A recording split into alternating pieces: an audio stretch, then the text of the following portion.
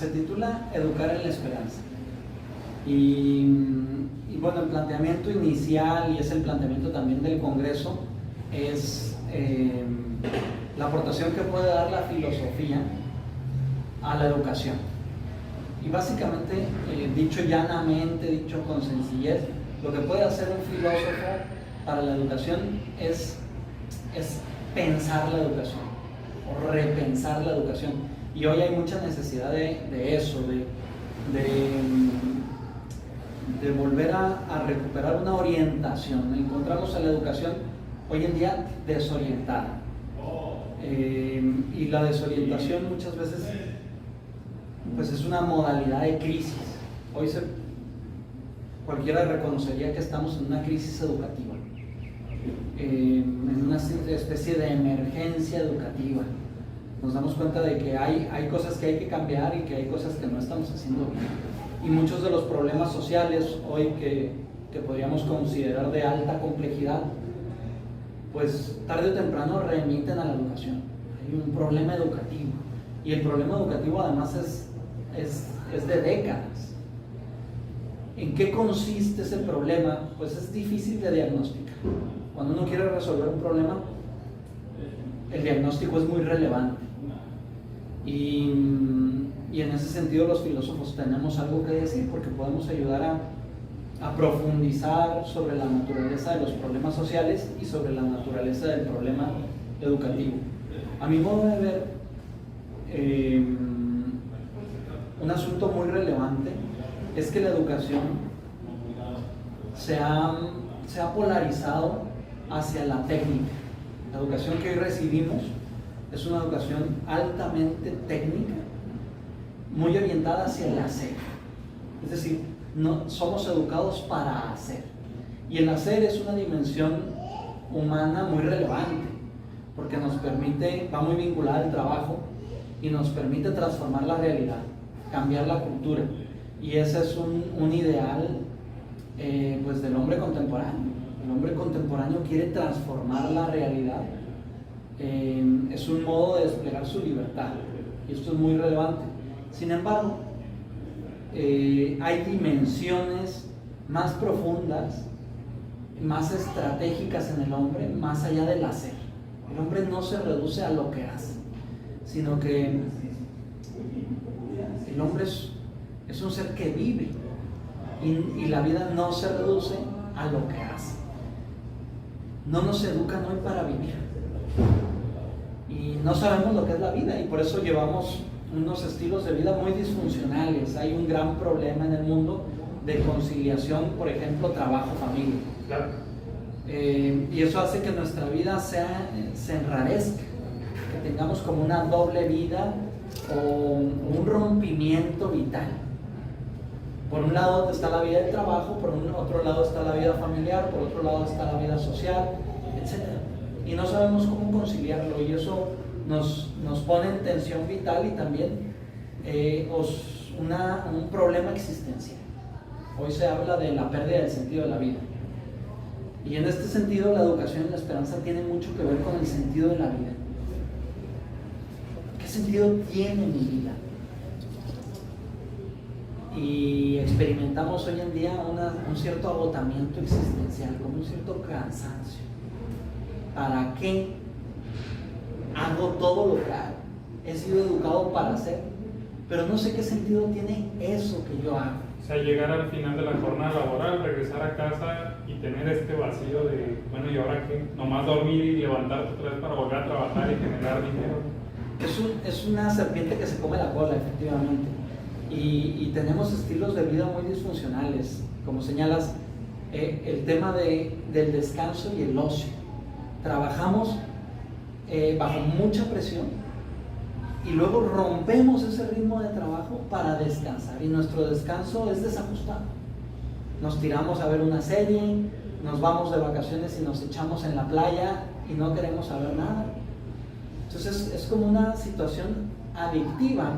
Trabajamos para descansar, y el descanso en realidad no nos satisface, porque no tiene buen sabor de boca, porque ya estamos pensando en el lunes y en las jornadas de trabajo, es como muy disfuncional, muy fragmentado. La vida hoy se ha vuelto muy fragmentaria y no conseguimos una continuidad en la vida. Y en este sentido se debe en buena medida a un cierto hándicap filosófico. ¿Por qué? Porque no pensamos nuestra vida. Hacemos, pero no pensamos nuestra vida. No sabemos qué sentido tiene, para qué, cuál es su finalidad. Y eso abre paso a grandes rupturas vitales. Es casi un fenómeno generalizado que después de un par de décadas encontramos de trabajo y de cultura del éxito, encontramos un rompimiento vital. ¿Por qué? Porque alcanzamos el éxito y no sabemos qué sigue después del éxito. ¿Y ahora qué? ¿Qué hay después del éxito? ¿Y ahora qué? En cierto modo hay una educación, esa educación técnica va acompañada de una educación para el éxito y una educación para los resultados. E insisto, el éxito y los resultados tienen su valor, pero no en sí mismos, sino que son para algo más. En el fondo, los resultados, los objetivos, los resultados, el éxito es mediano. ¿Y para dónde vamos, doctor? Es lo que quisiera contarle. ¿Qué es educar en la esperanza? Me imagino esa es la respuesta. Sí, no es una respuesta sencilla y tampoco es como un truco mágico, ¿no? Pero sí, me parece a mí que los filósofos tenemos que ser capaces de presentar una filosofía de la esperanza. ¿Y qué significa eso? Pues se distingue, primero que nada, de una educación para el éxito. Tiene que ver también con entender que no todo es éxito, que también existen fracasos en la vida. Y solo quien está cargado de esperanza sabe encontrar un sentido para el éxito y también un sentido para el fracaso. En ese sentido, me gusta decir que todo éxito es prematuro. Es prematuro. Hay que alcanzar una noción de éxito trascendente. Es decir, la filosofía se vuelve relevante cuando es capaz de dar una respuesta a las preguntas últimas, y en ese sentido, a la muerte. A la muerte. ¿Qué hay más allá? Es la filosofía introduce al hombre en las cuestiones últimas. De modo que el éxito, la categoría del éxito se vuelve una frivolidad cuando se plantea la existencia en torno a las cuestiones últimas, y por lo tanto el fracaso también no tiene la última palabra. ¿Qué es entonces la esperanza? Pues me parece que hay que distinguir algunas cualidades de la esperanza, algunas claves, y un modo de entender la esperanza es entender el juego.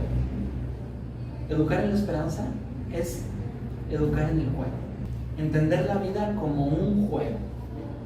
Y esto es todo un reto hoy en día porque no tenemos inspiración, tenemos nociones de juego bastante deficitarias, juegos que son poco divertidos, poco juguetones, ¿no?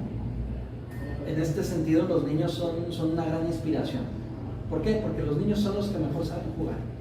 Nosotros hemos perdido esa capacidad de juego, de entender la vida como un juego. Los niños saben que los juegos son para seguir jugando. Es decir, que no se juega para ganar. O mejor dicho, ganar consiste en que el juego no termine. Mantener el juego. Y la cultura del éxito es una cultura terminal. Se alcanza luego el éxito y luego ¿qué? En cambio, el juego de los niños es un juego que consiste precisamente en eso, en mantener el juego. Ahora me tocó perder, ahora me tocó ganar. Es importante, pero relativamente. Lo más importante es que el juego no se acabe, que continúe. Por eso los niños, no hay nada más triste que su mamá les diga: ya es hora de meterse a la casa, o ya es hora de dormir. ¿Por qué? Pues porque de algún modo se ha terminado el juego. Otra característica del juego es que no se juega solo, sino que hay distintos jugadores. Hoy nos gusta jugar en solitario. Hay hay un gran problema de soledad en el mundo y la cultura del éxito exacerbada se presenta de algún modo como una causa de esa soledad. ¿Por qué? Porque el éxito prematuro, el éxito terminal, de algún modo es solitario, es mi éxito. Y es llamativo, por ejemplo, en países como Inglaterra, como Alemania, como Francia, como Japón, hoy se han creado ministerios de la soledad, porque los estados detectan que es un problema social la soledad, al grado de establecer secretarías de estado que se dediquen a atender esos problemas. Son problemas sanitarios, entre otros, políticos, económicos, la soledad. Bien, pues el niño entiende que jugar al solitario no es ningún juego. Es el peor de los juegos. Uno juega al solitario cuando no hay nada más que jugar. Dicho de otro modo, me basta un amigo para jugar. En este sentido, hoy los niños están, pues como sabemos, saturados de juguetes. Pero los juguetes no son el juego. El juego son los amigos. A un par de niños les basta una piedra para jugar. Entonces se ponen a aventar la piedra, a hacerla rodar, a jugar fútbol con la piedra, etc. Y hoy hemos como invertido, en una cultura también que tiene que ver con la cultura del éxito, una cultura materialista y consumista, pensamos que educar a nuestros hijos es darles muchos juguetes. Nos encontramos con niños saturados de juguetes, pero solos. Es un fenómeno contemporáneo muy peculiar. Niños abandonados en sus propias casas. Abandonados en sus propias casas. No niños abandonados en la calle, de padres que renuncian a ser padres, sino padres que renuncian a ser padres siéndolo en sus propias casas. Esta es una experiencia que está muy vinculada al aburrimiento. Hoy encontramos, así como encontramos muchos niños abandonados, encontramos también muchos niños aburridos. Y el tedio es una experiencia no solo infantil, eso ya de algún modo llama mucho la atención. Encontrar niños aburridos es como una antítesis. Pero también encontramos adultos aburridos. Nos encontramos aburridos en el trabajo, en las relaciones interpersonales, en la propia familia. ¿Qué pasa? Pues que hay una pérdida de sentido, hay una pérdida de esperanza. La esperanza tiene que ver con el sentido. Y decíamos que un elemento es, se juega para ganar, pero se gana jugando. Hay que mantener el juego, que el juego no termine. Lo cual es contrario a las rupturas, ¿no? Que hacemos en la vida familiar. El juego consiste en que la familia se mantenga. Pero si la rompemos, justo rompemos el juego de algún modo. Y eso genera disfunciones vitales. Lo mismo sucede con el trabajo. Los jóvenes profesionistas de hoy, pues vamos saltando de un trabajo a otro. Eso genera una gran discontinuidad de la vida, una cierta ruptura continua. Si trabajo 2 años en esta organización, 2 años en esta empresa, 2 años en esta otra, los grandes proyectos no se pueden acometer y se generan relaciones de utilización mutua. La empresa me utiliza, me quejo de que la empresa me utiliza, pero yo también utilizo a la empresa porque ya tengo previsto que solo voy a trabajar 1 o 2 años para alcanzar este objetivo en esta organización y luego salto a otra. ¿Por qué? Porque voy en una dinámica existencial del éxito. Lo que quiero es alcanzar el éxito y no hacer equipo, no jugar, no desarrollar, no alcanzar objetivos de largo plazo. No desarrollar esa empresa. Claro, los compañeros. No hay una cultura de gratuidad y de donación, de bien común. No me interesa el bien común de la empresa, ni del equipo, sino que sacrifico ese bien común por un bien particular. Y esto tiene sentido porque todos buscamos nuestro propio bien, ciertamente. Sin embargo, estamos ante el reto de descubrir que no existe tal bien particular al margen del bien común. De ahí que educar en la esperanza tiene que ver también con educar enseñar a pensar. Hoy se nos enseña a hacer, pero no a pensar. A pensar. Hoy en día se piensa que pensar es una pérdida de tiempo. ¿Cuándo fue la última vez que pensé sobre los asuntos importantes de mi vida? Mi familia, la educación de mis hijos. ¿Quién piensa en la educación de mis hijos? Nadie. ¿Por qué? Porque tomamos a nuestros hijos y los depositamos en la escuela y decimos ya, allí está, yo soy proveedor, yo no tengo tiempo, lo que fuera, y es verdad, no tenemos tiempo. Pero si los padres no pensamos la educación de nuestros hijos, nadie más la va a pensar. Entonces nuestros hijos van como a la deriva, van en manos de un modelo educativo, de un sistema educativo que puede ser más o menos bueno, pero no hay una educación personal, no hay un conocimiento del otro y de su propio itinerario vital. De ahí que se vuelve necesario no solo enseñar a pensar, sino educar en la intimidad, en el propio mundo interior. Si no reconocemos al niño como una persona singular, que tiene algo que aportar a la sociedad, que si no lo aporta él, nadie más lo va a aportar, entonces estamos haciendo una educación pues masificada. No estamos entendiendo el singular, la persona de cada uno, sino a un niño masificado.